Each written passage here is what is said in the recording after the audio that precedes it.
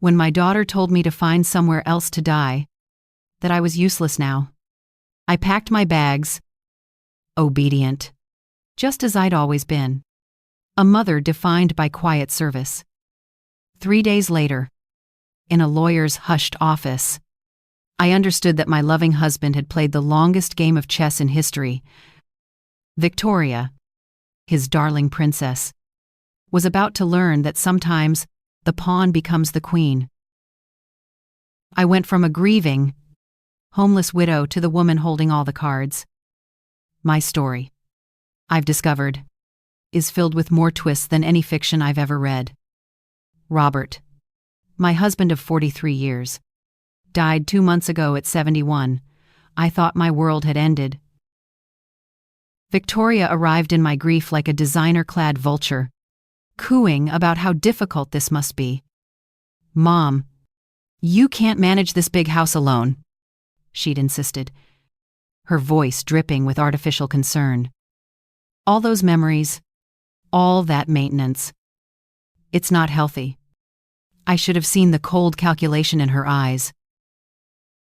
Victoria was always Robert's favorite, his little princess who could do no wrong. She married Kevin, that ambitious investment banker. And when the grandchildren came, Robert doted on them all. I was simply the constant, the woman who cooked, cleaned, and kept everything running smoothly in the background. After the funeral, Victoria's insistence on my new living arrangements became a constant pressure.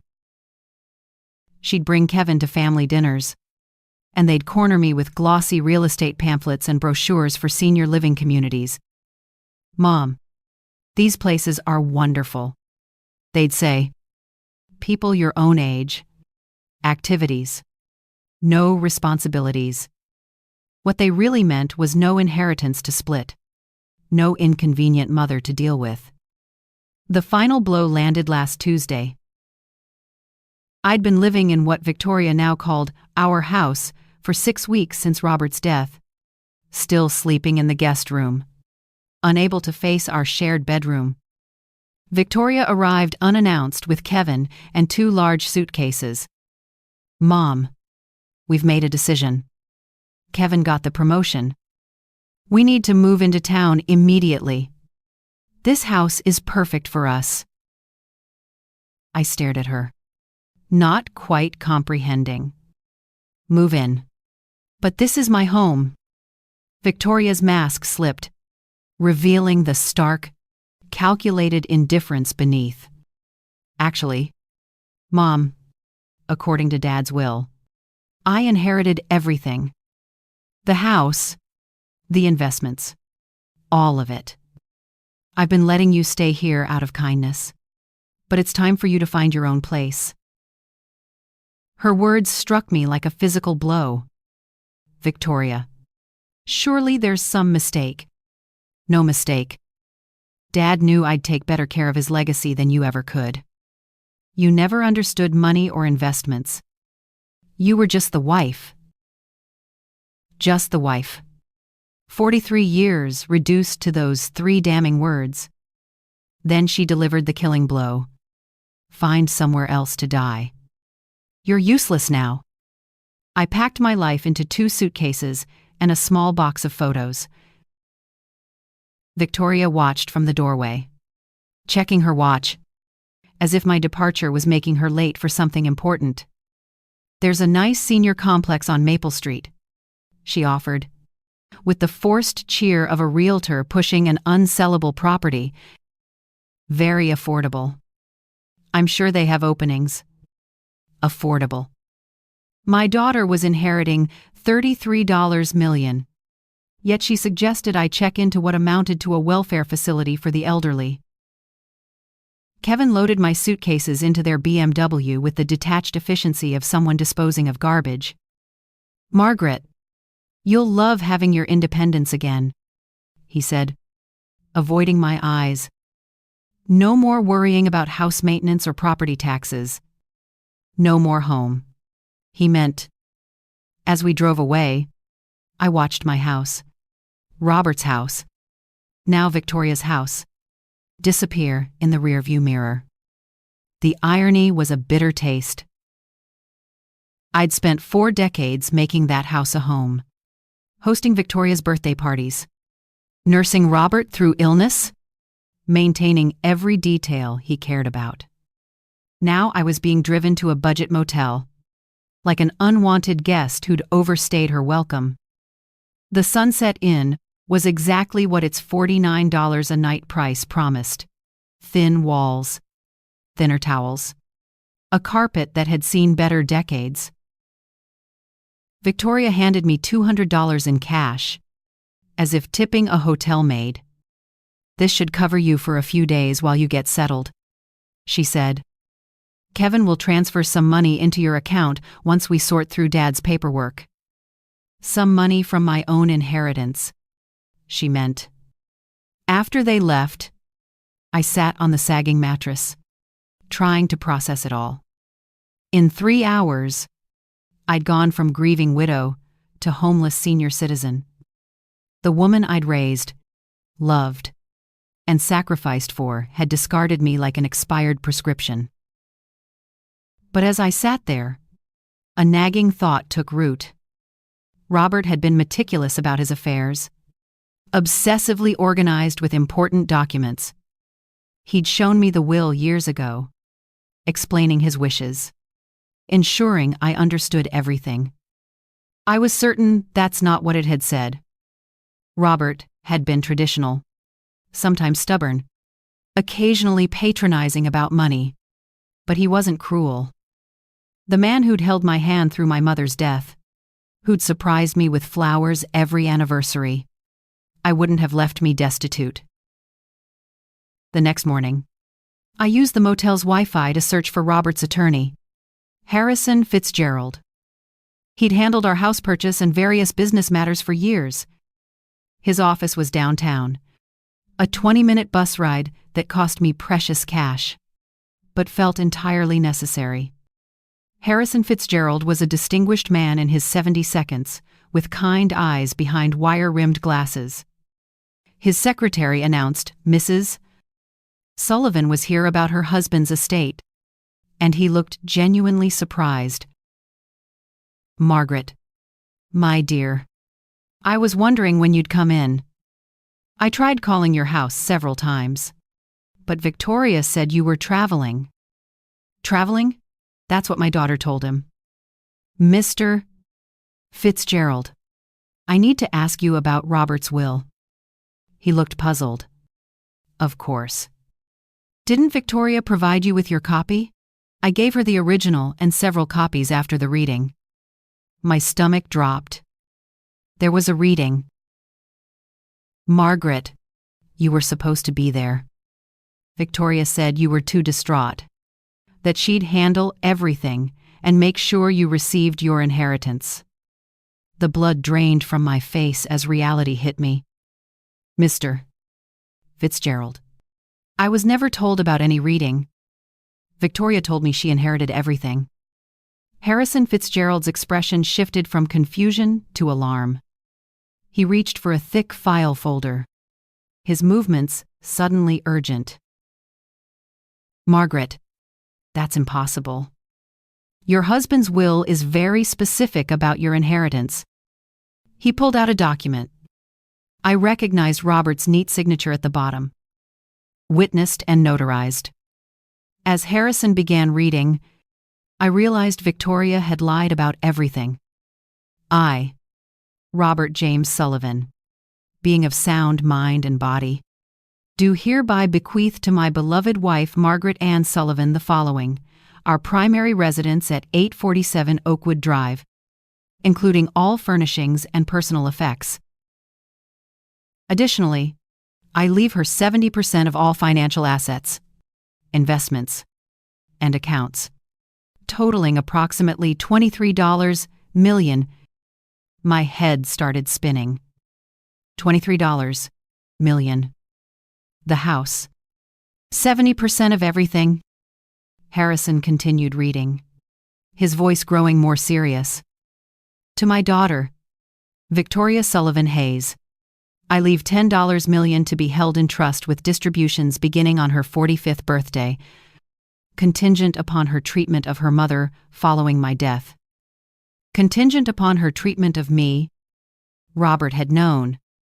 Somehow, he'd known exactly what Victoria would try to do. "Mr. Fitzgerald," I whispered. "Victoria told me I inherited nothing. She moved into my house. She gave me $200 and suggested I find a senior facility." The elderly lawyer's face flushed with anger. "Margaret, what Victoria has done is called elder abuse and fraud. She's committed multiple felonies. But she had legal documents. She showed me papers. Forged, most likely, or documents from an earlier draft. Your husband updated his will 6 months before his death, specifically because he was concerned about Victoria's attitude toward money and her sense of entitlement." The room was spinning. All those times Victoria had dismissed my opinions, talked over me during family dinners, rolled her eyes when I tried to contribute to conversations about their expensive vacations or Kevin's business deals. Robert had been watching, evaluating, and making decisions. There's more. Margaret. The trust provision for Victoria specifically states that if she fails to treat you with respect and dignity following my death, the entire $10 million reverts to you instead. I stared at him in shock. "Are you saying?" "I'm saying your daughter just cost herself $10 million living it. Her inheritance is now yours as well. You're not inheriting $23 million, Margaret. You're inheriting $33 million, plus the house and all personal property." The irony was so perfect. It was almost funny. Victoria had been so eager to claim her inheritance that she'd triggered the exact clause designed to protect me from her greed. "What do I do now?" I asked, my voice barely steady. Harrison smiled, and for the first time since Robert's death, I saw genuine warmth directed at me. "Now, my dear, we will call the police about the fraud. And then we call Victoria and inform her that she's about to receive the shock of her life. Can she fight this? With what money?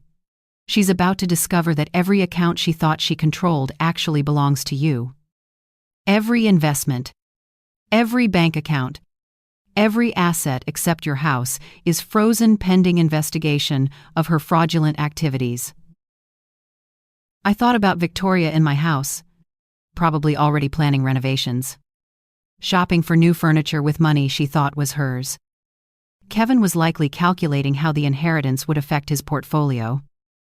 They had no idea that in about 6 hours, their entire world was going to implode. Harrison Fitzgerald's office became command central for what he cheerfully called Operation Justice. He contacted the police, the banks, and a private investigator while I sat in his leather chair, still processing the magnitude of Victoria's deception. "The forged documents are quite sophisticated," Detective Rodriguez explained, reviewing the fake will Victoria had shown me.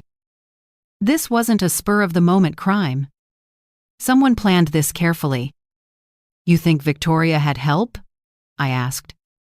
"Almost certainly. Creating convincing legal forgeries requires specific knowledge and connections. We'll need to investigate whether Kevin or someone in his financial network was involved." Within 2 hours, every account had been frozen. Victoria's credit cards, linked to what she thought were her new inheritance accounts, were declined. The house utilities, which she'd already transferred to her name, were suspended pending ownership verification.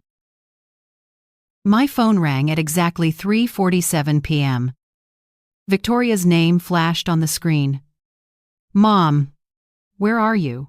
There's some kind of mix-up with the bank accounts. They're saying Daddy's assets are frozen." "Hello, Victoria. I'm sitting in Harrison Fitzgerald's office. You remember him? Daddy's attorney." The one who read the real will to an empty room while you told him I was traveling. Silence. Then, Mom, I don't know what you think you discovered, but I discovered that you're a liar and a thief. Sweetheart, I also discovered that your father was much smarter than either of us realized. You don't understand. I was protecting you from the complexity of managing all that money. You've never had to deal with investments. Or I understand perfectly. You forged legal documents, committed fraud, and threw your 6-7-year-old mother out of her own house because you thought I was too stupid to notice. Her voice turned sharp, desperate. Mom, you're confused. The grief has been overwhelming, and someone is obviously taking advantage of your emotional state. The audacity was breathtaking. Even caught red-handed. Victoria was trying to manipulate me. Victoria, dear, let me clarify something for you. Not only did you never inherit anything, but your actual inheritance, the $10 million your father left you, is now mine as well, thanks to a lovely clause he included about treating me with dignity and respect. That's impossible. Detective Rodriguez is sitting right here if you'd like to discuss the impossibility of fraud charges with her. The phone went quiet.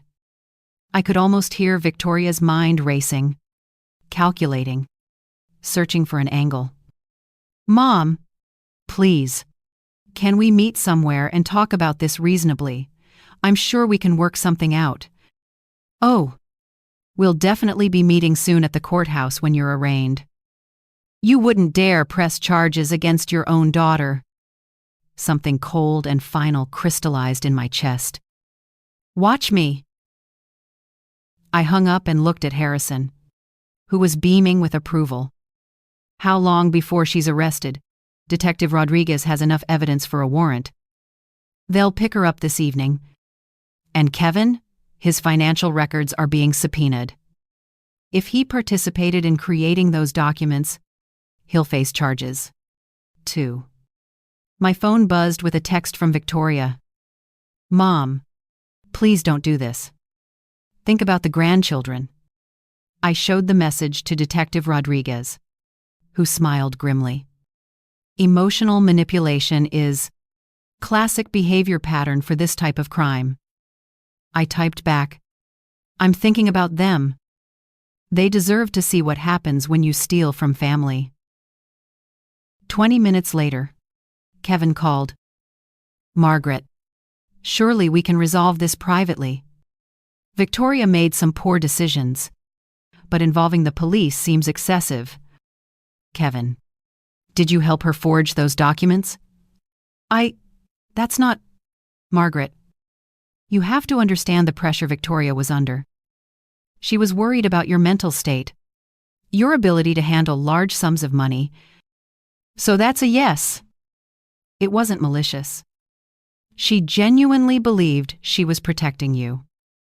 By throwing me out of my house and telling me to find somewhere to die. Kevin was quiet. Kevin, here's what's going to happen. You're both going to be arrested. You're both going to face federal fraud charges. And I'm going to be sitting in my house,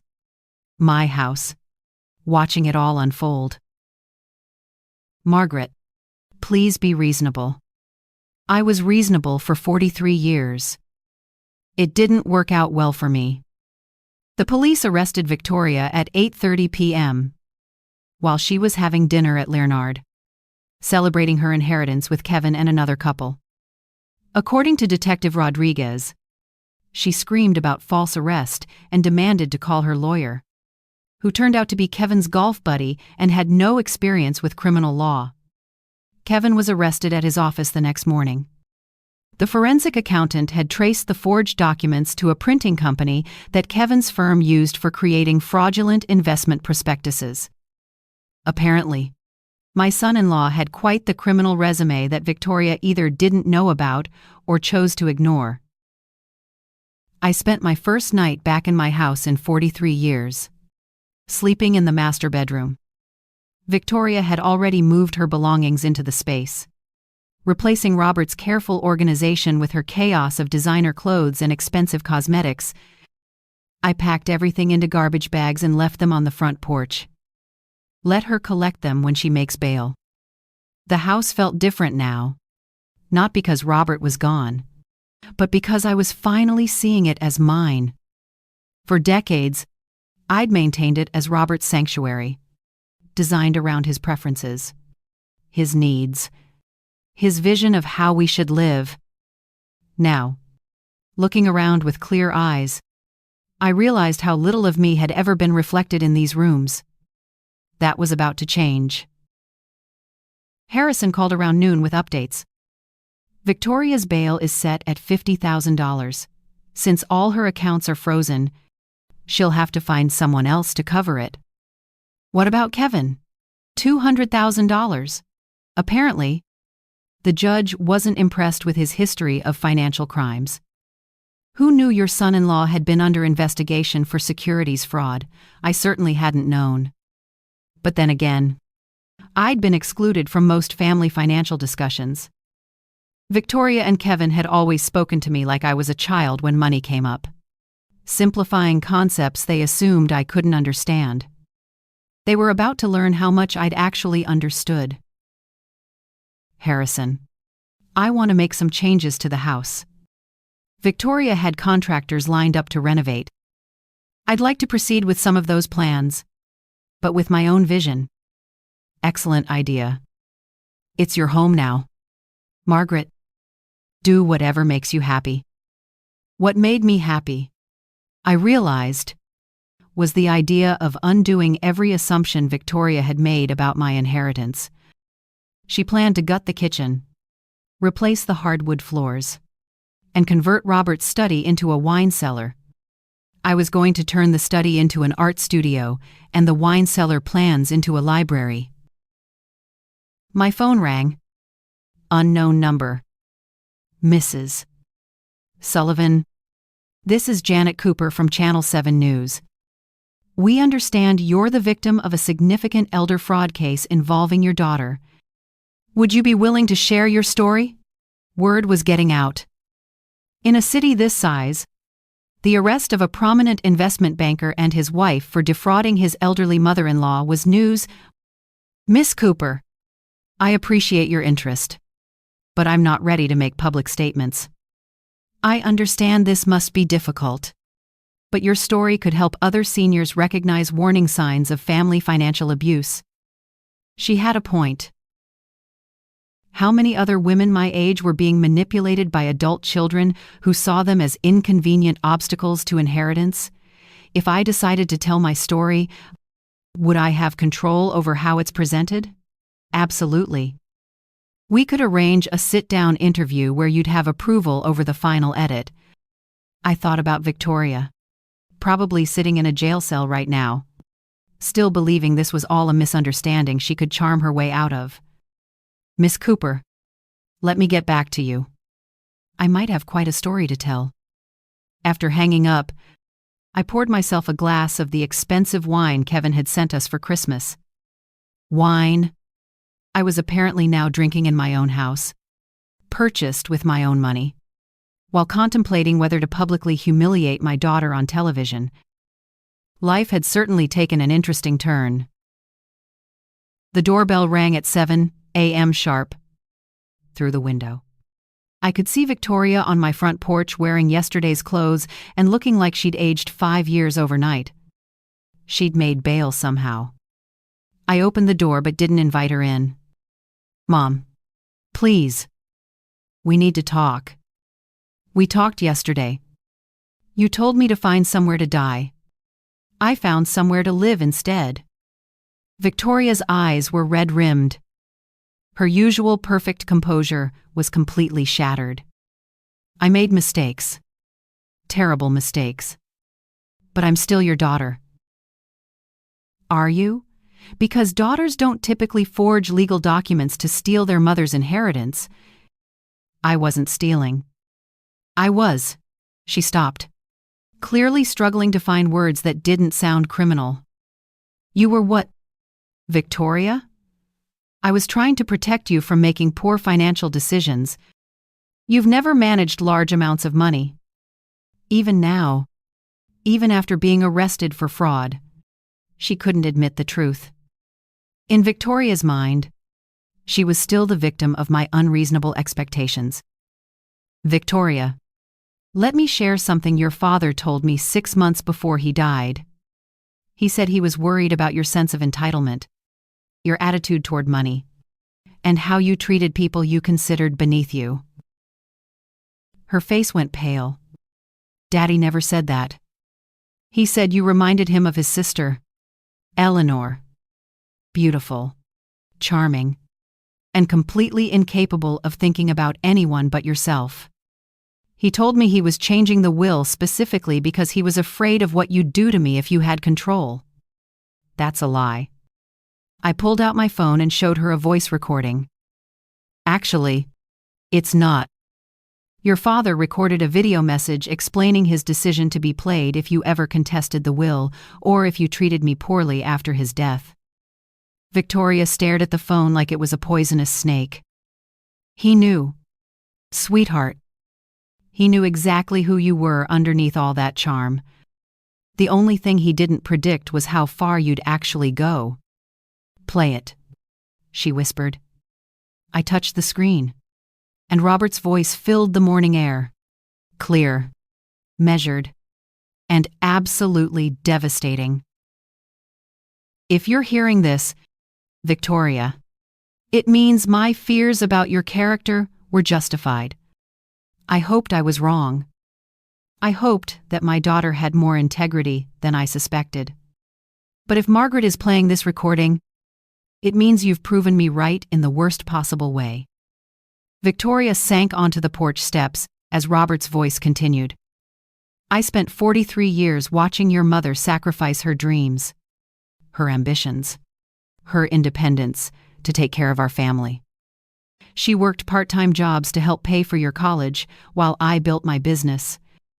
She postponed her education, gave up career opportunities, and poured herself into being the wife and mother she thought we needed. The recording continued for 3 more minutes, each word carefully chosen. Each sentence is a scalpel cutting through Victoria's justifications and self-deceptions. By the time you hear this, you'll have discovered that treating your mother poorly has cost you everything. I hope it was worth it. When it ended, Victoria was crying. Not the pretty tears she'd used to manipulate people since childhood, but ugly, broken sobs. He hated me, she whispered. No, Victoria. He loved you enough to hope you'd prove him wrong. You chose to prove him right instead. She looked up at me, mascara streaking her cheeks. What happens now? Now you face the consequences of your choices. The fraud charges, the investigation, and the public humiliation when this story hits the news. The news. Channel 7 wants to interview me about elder financial abuse. I'm thinking of saying yes. Victoria's face crumpled completely. Mom, please think about what this will do to the grandchildren, to Kevin's career, to our whole family. I am thinking about it. I'm thinking about how you didn't consider any of those things when you decided to commit multiple felonies. She stood up slowly, looking older and more defeated than I'd ever seen her. I know you won't believe this, but I never meant for it to go this far. I just wanted the money. I wanted the security, the status. I wanted to never have to worry about anything again. For the first time since this nightmare began, Victoria was telling the truth. I believe you, sweetheart. But wanting something doesn't justify destroying people to get it. She nodded, tears still flowing. What can I do to fix this? You can start by admitting what you did was wrong. Not misguided, not protective, not complicated. Wrong. It was wrong. It was completely, unforgivably wrong. And then you can face whatever consequences come next with some dignity instead of trying to manipulate your way out of them. Victoria looked at me for a long moment, seeing perhaps for the first time not the pushover mother she'd always known, but the woman who just outmaneuvered her completely. I deserved this, didn't I? Yes. Victoria? You absolutely did. 3 days after Victoria's porch confession, Kevin's mother showed up at my door. Eleanor Hayes was everything I'd expected, perfectly coiffed, dripping with jewelry, radiating the kind of entitlement that only comes from 3 generations of inherited wealth. Margaret, we need to discuss this situation rationally. I invited her in, curious to see what version of reality the Hayes family had constructed to explain their son's felony charges. Eleanor settled herself in my living room like she was granting me an audience. Kevin made some poor choices, obviously, but prosecuting him seems rather vindictive. Don't you think? Vindictive? Your son helped steal my inheritance and threw me out of my own house. Kevin was following Victoria's lead. He didn't understand the full situation. The woman was actually trying to blame my daughter for her son's criminal behavior. I had to admire the audacity. Mrs. Hayes. Kevin. Created forged legal documents. That's not following someone's lead. That's conspiracy to commit fraud. Kevin's lawyer believes we can reach a settlement that benefits everyone. You get your house back. Victoria faces appropriate consequences. And Kevin avoids the publicity of a trial. Appropriate consequences. As if Victoria's crimes were a minor etiquette violation. What kind of settlement? Eleanor smiled, clearly believing she'd found an opening. Kevin's family is prepared to compensate you for your inconvenience. Let's say $2 million in exchange for dropping the charges against Kevin. $2 million to forgive the man who'd helped steal $33 million from me. Mrs.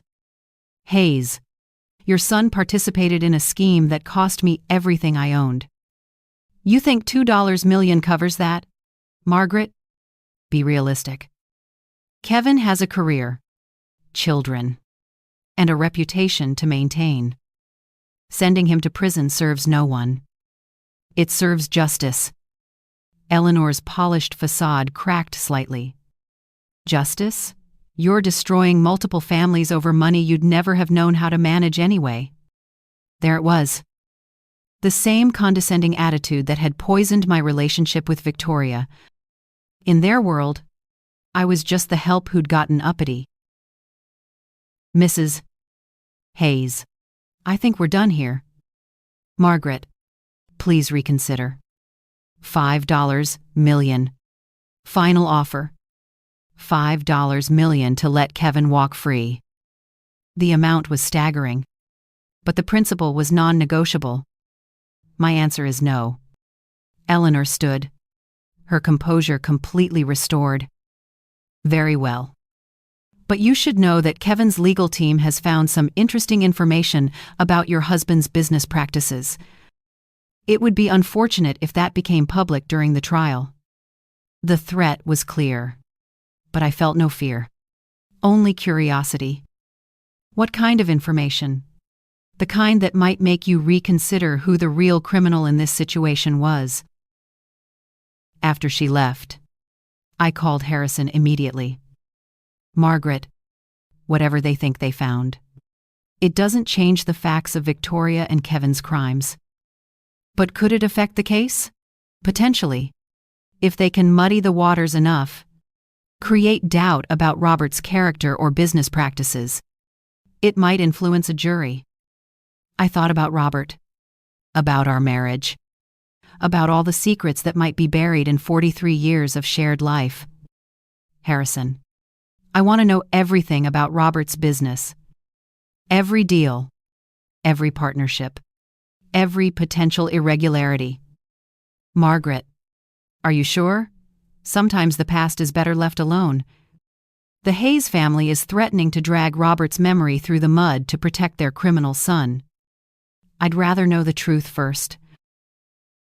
That evening, I sat in Robert's study, my study now, and began going through his files systematically. Robert had been meticulously organized, every document dated and categorized. But as I dug deeper into his business records, I began finding things that didn't quite make sense. Payments to shell companies, consulting fees that seemed excessive, partnerships with firms that appeared to exist only on paper. By midnight, I'd discovered something that changed everything I thought I knew about my husband. The private investigator Harrison recommended was a sharp-eyed woman named Carol Chen, who specialized in financial crimes. She spent 6 hours in Robert's study, photographing documents and building what she called the real picture of my husband's business empire. Mrs. Sullivan, your husband was running a sophisticated money laundering operation through his consulting firm. We're talking about millions of dollars in illegal transactions over the past decade. The revelation hit me like a physical blow. That's impossible. Robert was the most honest man I knew. I'm sorry, but the evidence is overwhelming. He was washing money for organized crime families, using his legitimate business as a front. I stared at the documents spread across Robert's desk. Invoices for services never rendered. Consulting contracts with companies that didn't exist. Payment schedules that corresponded with known criminal activities. How long has this been going on? Based on these records, at least 12 years. Probably longer.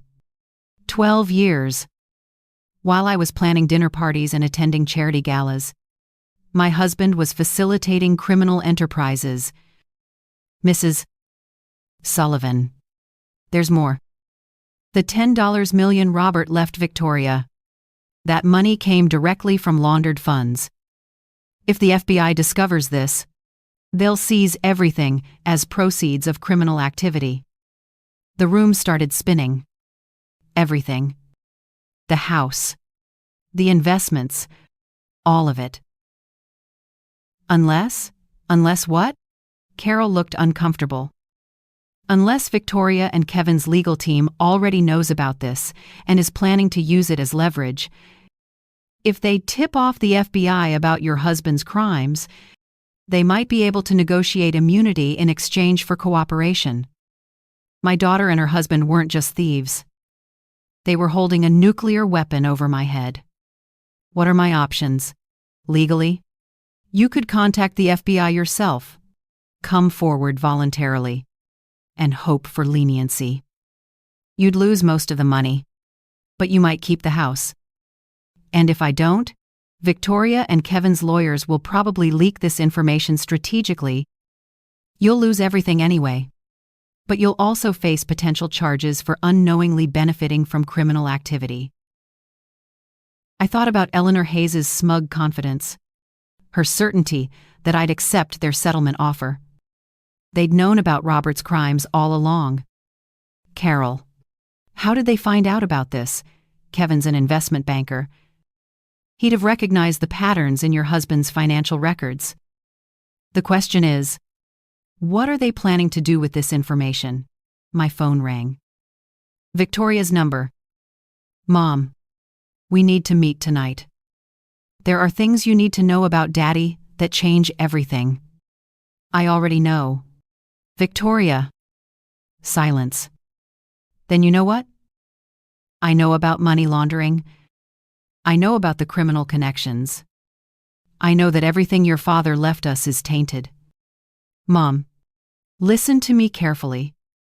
Kevin's lawyers have been in contact with the FBI.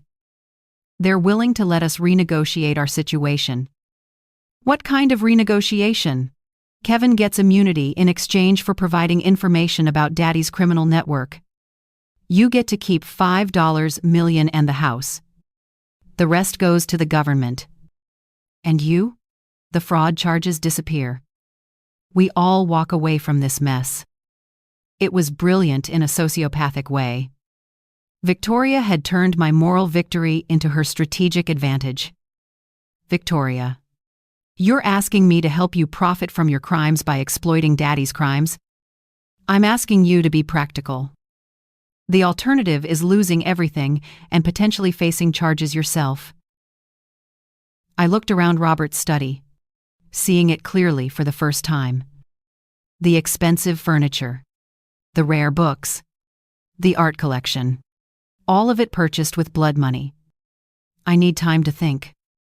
Mom, the FBI meeting is tomorrow morning. Kevin's lawyer needs an answer tonight. After hanging up, I sat in the darkness of Robert's study, surrounded by the evidence of his double life. 43 years of marriage to a stranger. A daughter who'd inherited more than money from her father. She'd inherited his talent for deception. But she'd made one crucial mistake. She'd underestimated who I was when my back was against the wall. I picked up the phone and dialed Carol Chen.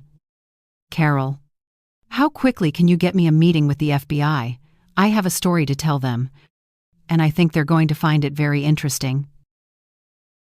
FBI agent Sarah Martinez looked exactly like Central Casting would order for a federal investigator, serious, intelligent, and completely immune to charm.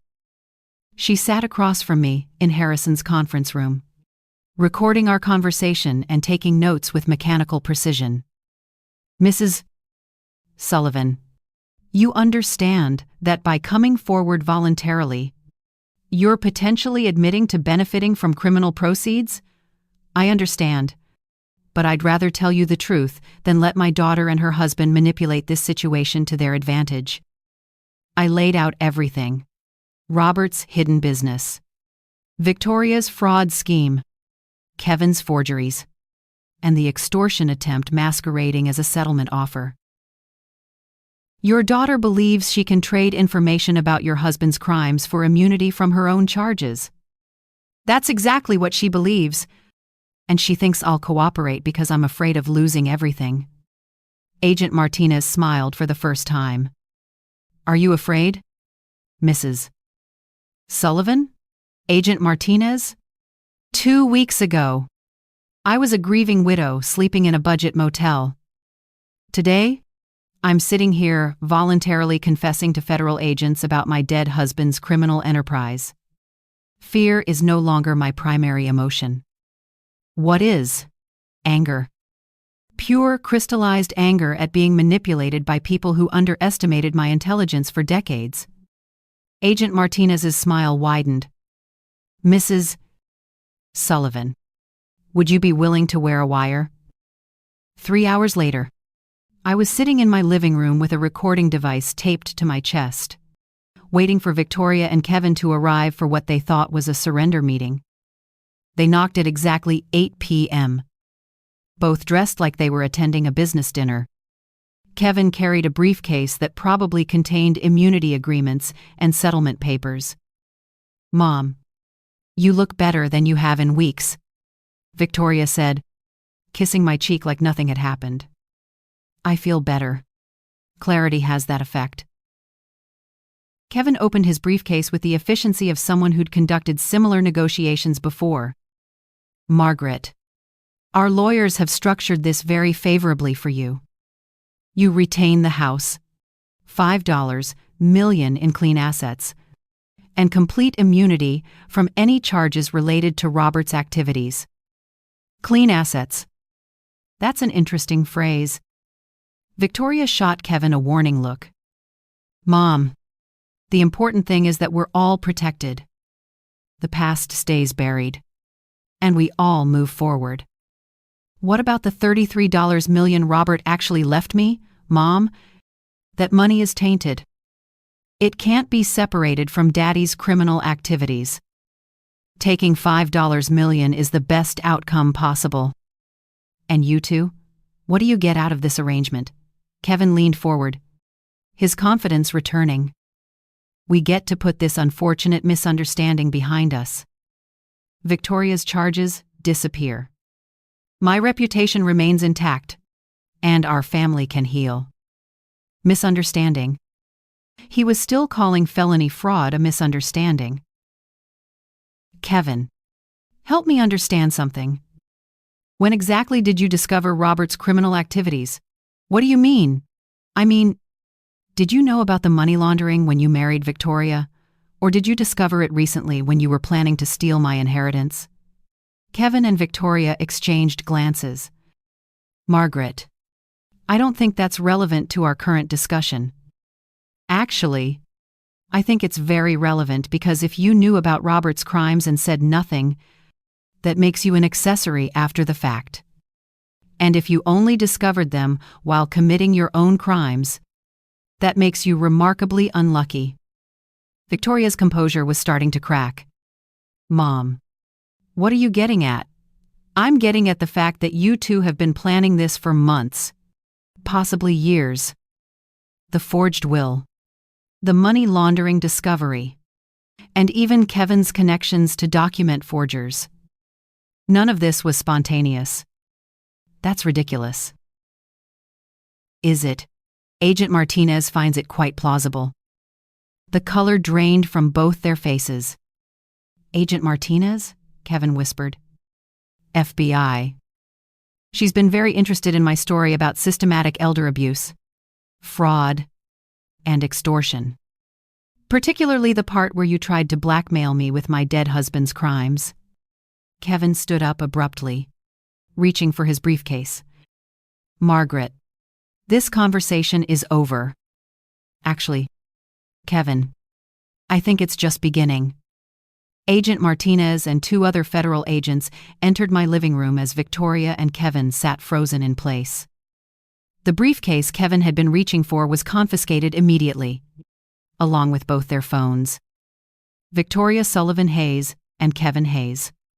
You're under arrest for conspiracy to commit wire fraud, elder abuse, and attempted extortion of a federal witness.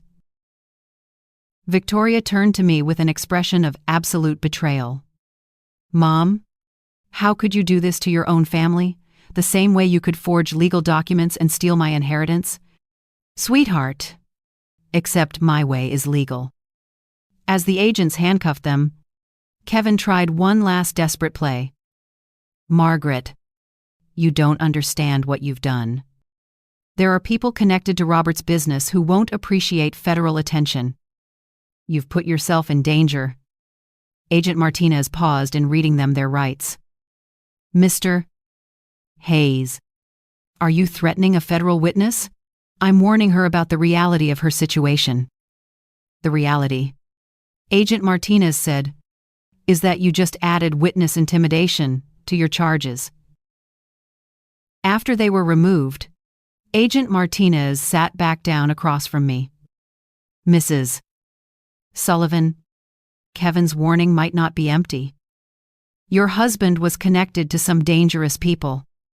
How dangerous? The Torino crime family. Primarily, they've been using legitimate businesses to launder money for decades. Your husband's consulting firm was one of their most successful operations. The name meant nothing to me, but the agent's expression told me everything I needed to know. Are you saying I'm in actual physical danger? Potentially. But there's something else you should know about your husband's operation. Something that changes everything. Agent Martinez pulled out a thick file folder, the kind that suggested months of investigation. Mrs. Sullivan, your husband wasn't just laundering money for the Torino family. He was an FBI informant. For 12 years, he was providing information about their operations while appearing to facilitate their money laundering. The world tilted sideways. Robert was working for the FBI. Deep cover. Long-term investigation. The operation was so sensitive that even local FBI offices weren't informed. Your husband was helping us build cases against multiple crime families. But the money was real. The FBI allowed him to keep a percentage of the laundered funds as payment for his cooperation and to maintain his cover. Everything he left you was earned through legitimate federal cooperation. I stared at her. trying to process this revelation. So, the $33 million is legally yours. Your husband died before the investigation concluded. But his cooperation over 12 years directly led to 47 arrests and the seizure of over $200 million in criminal assets. Why didn't anyone tell me? Because the investigation was ongoing. And because we weren't certain about your involvement or knowledge. Your daughter and son-in-law's fraud scheme actually helped us confirm your innocence. Victoria and Kevin didn't know any of this. They suspected criminal activity, but they had no idea about the federal cooperation. They were planning to blackmail you with information that would have actually exonerated your husband. The irony was so perfect, it was almost poetic.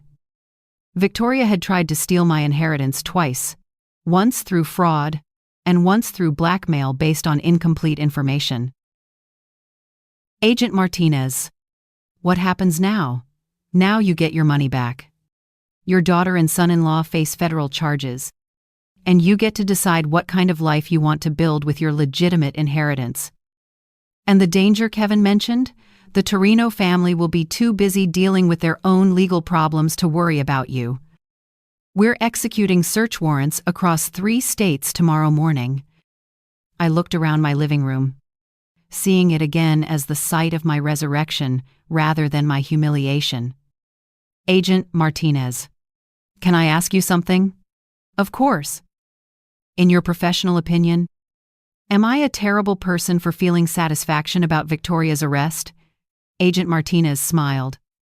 Mrs. Sullivan, in my professional opinion, you're a woman who refused to be victimized. That's not terrible. That's inspiring. 6 months later, I stood in the kitchen of my renovated house, making coffee for 2. The morning sun streamed through new windows, illuminating countertops I'd chosen myself for the first time in 43 years. Good morning, Margaret. Dr. Sarah Chen, Carol's sister and my new financial advisor, appeared in the doorway carrying a thick folder of investment reports. Good morning, Sarah. Ready for our quarterly review? The past 6 months have been a whirlwind of legal proceedings, media interviews, and personal transformation. Victoria and Kevin were each serving 18-month federal sentences. The news coverage of their crimes had made me something of a celebrity in senior advocacy circles. Your portfolio is performing excellently, Sarah said, settling at my new breakfast table. The charitable foundation is fully operational, and the scholarship fund has already selected its first recipients. The Margaret Sullivan Foundation for Elder Protection had become my primary focus, using $15 million of my inheritance. We were funding legal aid for seniors facing family financial abuse and supporting legislative changes to strengthen elder protection laws. Any word on the documentary? Netflix confirmed the production deal. They want to start filming next month. My story had captured media attention far beyond the initial news coverage. The Mother's Revenge, an American crime story, was being developed as a limited series with the proceeds going to elder advocacy organizations. And Victoria? Sarah's expression grew careful. She's written again. Her lawyer says she wants to apologize and ask for forgiveness. Victoria had written me 17 letters from federal prison. I'd read the first few, which ranged from self-justifying to desperate, before deciding to stop opening them. Some relationships, once broken, can't be repaired with words. Sarah, has my stance on that changed? Not according to our previous conversations, but people do evolve. Margaret, even people who've made terrible choices. I thought about the woman I'd been 6 months ago. Grieving, dependent, willing to accept whatever scraps of dignity my family offered me. That woman might have felt obligated to forgive Victoria, to rebuild a relationship based on guilt and tradition. But that woman was gone. Sarah. Schedule a meeting with Victoria's lawyer. Not to reconcile, but to make something clear. What kind of thing? I want Victoria to understand that her actions had consequences beyond legal punishment. I want her to know that she destroyed our relationship permanently, and that her children will grow up knowing why their mother went to prison. That seems harsh. Good. It's supposed to be harsh. Victoria made adult choices that hurt people she was supposed to love. She doesn't get to escape the emotional consequences just because she's written some prison letters. Sarah made notes in her leather portfolio. And the grandchildren? Victoria requested supervised visits with them.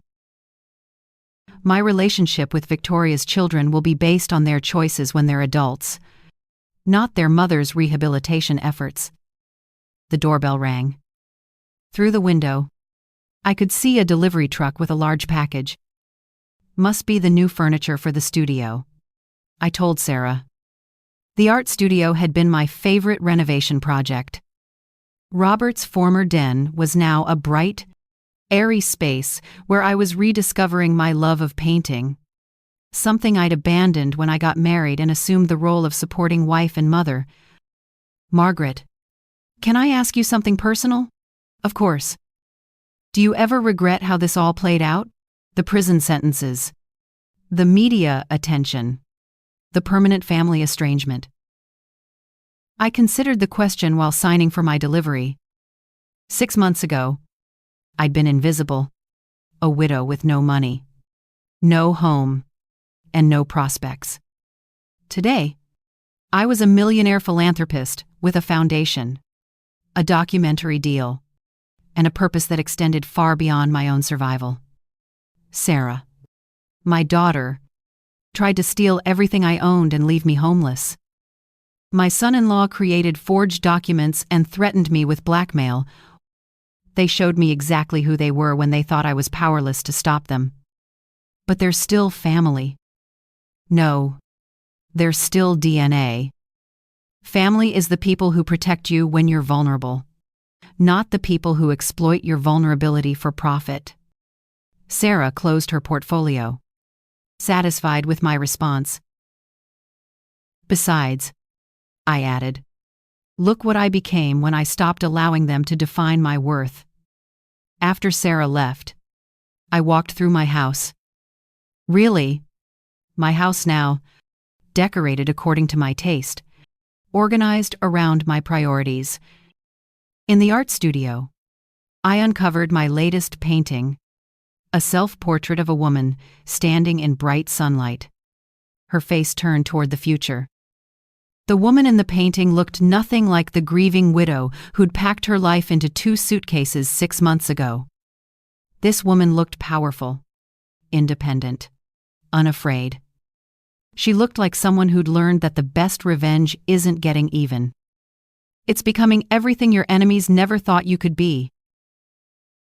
Outside, the sun was setting behind trees I'd planted myself in soil that belonged to me, on property I'd defended through intelligence and courage, rather than inherited through marriage or birth. Tomorrow, I'd continue building the life I'd chosen, rather than the life others had planned for me. And if Victoria wanted to rebuild a relationship with this woman, she'd better bring a lot more than prison letters and hollow apologies. She'd better bring a complete transformation, one that matched my own.